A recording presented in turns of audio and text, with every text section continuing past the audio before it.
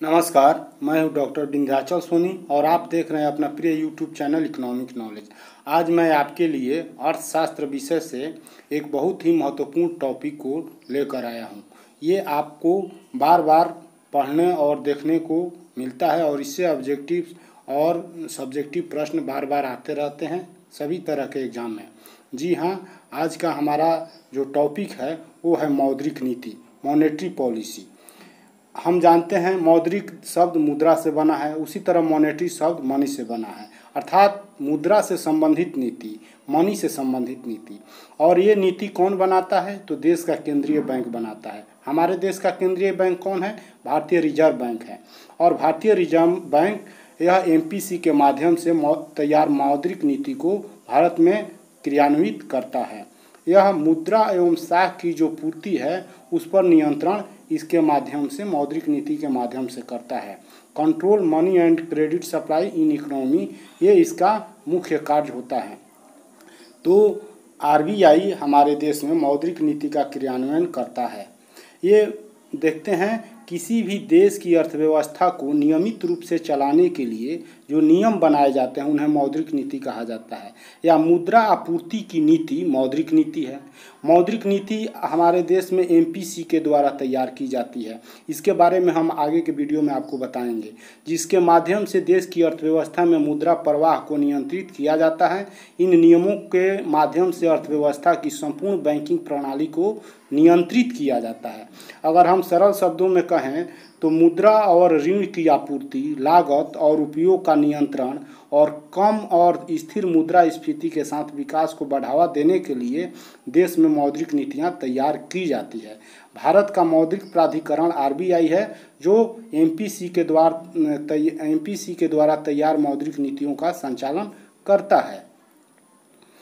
अब हम परिभाषा को देख लेते हैं। केंट ने कहा है कि मौद्रिक नीति का आशय एक निश्चित उद्देश्य की पूर्ति के लिए मुद्रा चलन के विस्तार एवं संकुचन की व्यवस्था करने से है।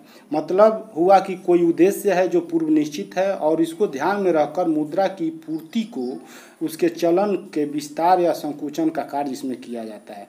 इसी तरह पॉल इंजिंग कहते हैं कि मौद्रिक नीति के अंतर्गत वे सभी मौद्रिक निर्णय और उपाय आते हैं जिनका उद्देश्य मौद्रिक प्रणाली को प्रभावित करना होता है। इसी तरह हैरी जी जॉनसन कहते हैं कि मौद्रिक नीति का आशय उस नीति से है जिसके द्वारा केंद्रीय बैंक सामान्य आर्थिक नीति के उद्देश्यों की पूर्ति के लिए मुद्रा की पूर्ति को नियंत्रित करता है। यह केंद्रीय बैंक क्या करता है कि सामान्य आर्थिक नीति के जो उद्देश्य पूर्व निर्धारित हैं उनको पूरा करने के लिए मुद्रा की पूर्ति को नियंत्रित करता है। अब इन तीनों परिभाषाओं को देखने के बाद हम कह सकते हैं कि मौद्रिक नीति एक ऐसी नीति है जिसके अंतर्गत केंद्रीय बैंक, किसी भी देश का केंद्रीय बैंक अर्थव्यवस्था में मुद्रा एवं साख, मनी एंड क्रेडिट की सप्लाई को, पूर्ति को इस प्रकार नियंत्रित करता है कि आर्थिक नीतियों का उद्देश्य पूरा हो सके। जो भी देश की आर्थिक नीतियाँ निर्धारित की जाती हैं इनके माध्यम से पूरा करने का प्रयास केंद्रीय बैंक करता है। अब इसके हम उद्देश्य को देख लेते हैं। तो पहला उद्देश्य होता है कि कीमतों में अस्थायित्व को बनाए रखना।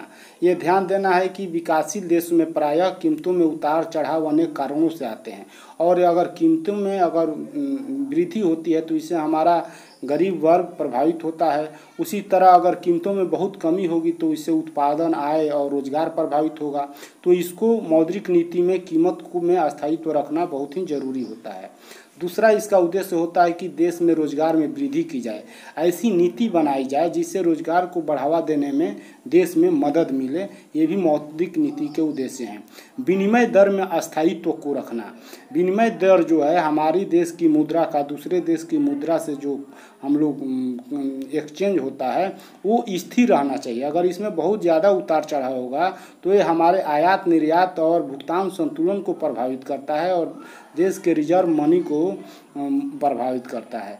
विकास के लिए संसाधनों को जुटाना भी इसका एक उद्देश्य होता है। इसी तरह जो बचत एवं विनियोग है उसमें साम्य स्थापित करना इसका प्रमुख उद्देश्य है। देश में बचत भी होना चाहिए लेकिन बचत का विनियोग भी किया जाना चाहिए। अगर विनियोग नहीं होगा तो बचत का यूज नहीं हो पाएगा और विनियोग के कमी से रोजगार प्रभावित होंगे। मुद्रा एक की मांग और पूर्ति में सामंजस्य स्थापित करना इसका उद्देश्य होता है। आर्थिक विकास को गति देना इसका अंतिम और प्रमुख उद्देश्य होता है। हम देख लेते हैं इसका महत्व क्या है मौद्रिक नीति बनाने का किसी भी इकोनॉमी में। तो यह मुद्रा की आपूर्ति कितनी करनी है, कब करनी है, कैसे करनी है, इसको यह बताता है। महंगाई पर नियंत्रण करना और कीमतों में स्थिरता लाना इसका प्रमुख कार्य है। आर्थिक विकास दर का लक्ष्य हासिल करना मौद्रिक नीति का कार्य है।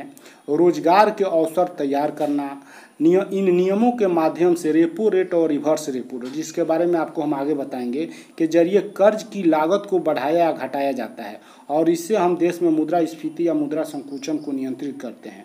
आरबीआई जब मौद्रिक नीति में प्रमुख ब्याज दरों को घटाता है तो मुद्रा की आपूर्ति बढ़ जाती है और बाजार में नकद बढ़ने से अर्थव्यवस्था में तेजी से आगे बढ़ती है और यही इसका विपरीत भी प्रभाव पड़ता है।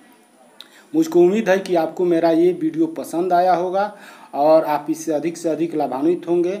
आप एक लाइक ज़रूर करें, कमेंट करें और अधिक से अधिक शेयर करें। मेरा अगला वीडियो भी इसी से संबंधित होगा, उसमें हम इसके मौद्रिक उपकरणों की चर्चा करें।